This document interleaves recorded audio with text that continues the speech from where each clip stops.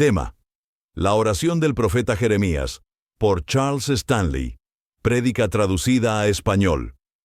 La oración del profeta Jeremías revela un corazón frágil, un alma agobiada y una mente perpleja. Él sabía que la rebeldía exigía castigo, como Dios se lo había dicho en numerosas ocasiones. Después de años de fiel obediencia a Dios, Jeremías choca con una pared. Si Dios se los había dicho una vez, el hombre se los había dicho 1.000.000 de veces: arrepiéntase y serán restaurados. Pero la nación de Israel seguía siendo testaruda como siempre, evadiendo los mandamientos de Dios y menospreciando sus advertencias. Por su obediencia al Señor, Jeremías había estado predicando el arrepentimiento al pueblo de Judá durante varios años, pero ahora parecía que Dios lo había engañado.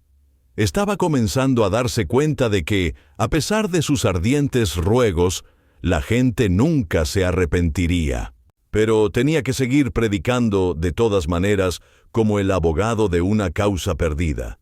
¿Serás para mí como cosa ilusoria, como aguas que no son estables? Jeremías 15:18. Dijo, acusando a Dios: elegido para ser un profeta de Dios, aún antes de que le brotaran los dedos en el vientre de su madre, Jeremías había pasado toda su vida de adulto, hasta ese momento, proclamando el juicio venidero de Dios y advirtiendo a Israel de las consecuencias del pecado. Anhelaba el día en que Israel experimentaría una epifanía espiritual en cuanto a la gravedad de sus pecados, para mostrar posteriormente un arrepentimiento sincero. No obstante, era como si le hablara a una pared. Nadie le hacía caso. Todos lo espantaban como si se tratara de un insecto molesto. Algunos, como los hombres de Anatot, lo amenazaron con algo más que espantarlo, con aplastarlo, si no dejaba de hablar. Todos sus amigos se habían marchado. No había quedado nadie para que le explicara la actitud aparentemente insensible de Dios, excepto Dios mismo. Personalmente, en esa situación tan llena de tensiones, yo habría preguntado: Señor, ¿qué es lo que te propones? Afortunadamente, para nosotros, Jeremías quiso conocer el propósito por el cual Dios lo había arrastrado a una vida de soledad y burla. Llevó a Dios su confusión y lo que no entendía, y le pidió una explicación. Acuérdate de mí, imploró. Sabes que por amor de ti sufro afrenta. No me senté en compañía de burladores, me senté solo. ¿Por qué fue perpetuo mi dolor, y mi herida desahuciada no admitió curación? Jeremías 15:15, 17, 18. La oración del profeta revela un corazón frágil, un alma agobiada y una mente perpleja. Él sabía que la rebeldía exigía castigo, como Dios se lo había dicho en numerosas ocasiones. Sin embargo, una cosa es saber del castigo de Dios por teoría. Otra cosa es ver a los seres amados afligidos como consecuencia de ese castigo. Los habitantes de Judá sufrían angustiados por una severa sequía como consecuencia de su rebeldía. Jeremías debió haber visto a las mujeres sacando baldes vacíos de pozos que se habían secado. Cualquier intento de cultivar la tierra habría sido en vano, ya que en ese suelo reseco no crecía ninguna vegetación. El profeta escribió: aún las ciervas en el campo abandonan a sus crías por falta de pastos. Ya no tienen hierba. Jeremías 14, 5, 6. A diferencia de muchos personajes de la Biblia que pecaron por estupidez o por ambición egoísta, el cuestionamiento de Jeremías al Señor surge de un corazón tierno y de una frustración sincera. La mezcla de dolor y de desesperado razonamiento que hay en sus palabras son muy familiares para quienes luchamos tratando de entender la manera como Dios obra. El hombre que había obedecido con tanta fidelidad flaquea por un momento. Había hecho todo lo que el Señor le había pedido, esperando que Judá fuera sanada de su pecado y que volviera a gozar de la benevolencia de Dios. Pero todos sus esfuerzos habían sido inútiles. El pueblo escogido estaba condenado al juicio y al sufrimiento. Jeremías estaba a punto de decir: «No vale la pena, es la misma batalla perdida que libramos nosotros hoy en día. Lea el Nuevo Testamento, particularmente 2 Timoteo 3 o el libro de Apocalipsis. Cada día que pasa, el mundo se desliza más y más hacia el pecado, pero un día Dios dirá: «Estoy cansado de tenerte compasión», y derramará su ira. Jeremías 15:6. ¿Qué podemos hacer? ¿Para qué ser obedientes si todos nuestros esfuerzos fallan?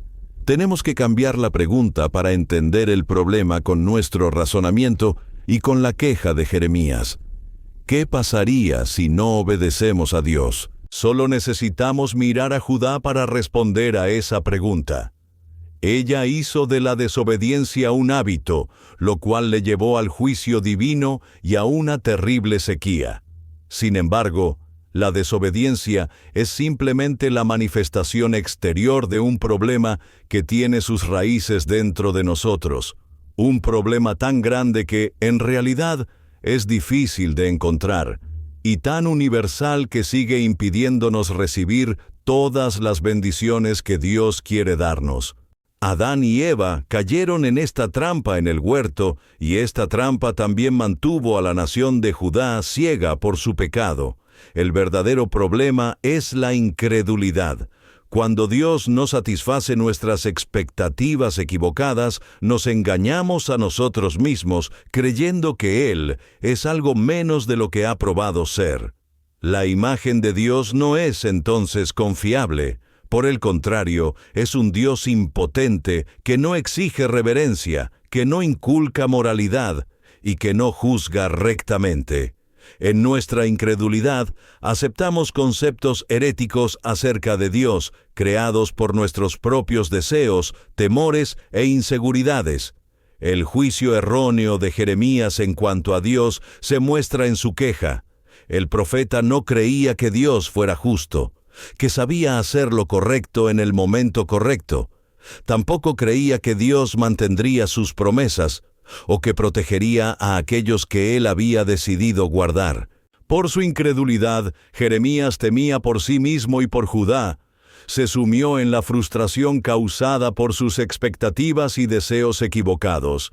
En realidad, sus sentimientos eran tan parecidos a la actitud que llevó a Judá a la apostasía, que Dios respondió con el mismo mensaje.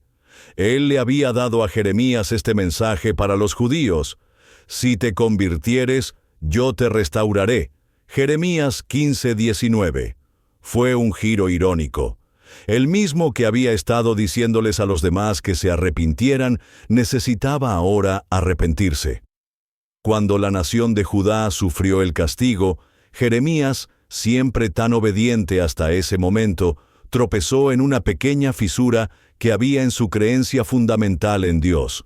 Pero con una tierna amonestación, el Señor sella la grieta, restaurando así la fe de Jeremías y reenseñando a su humilde corazón.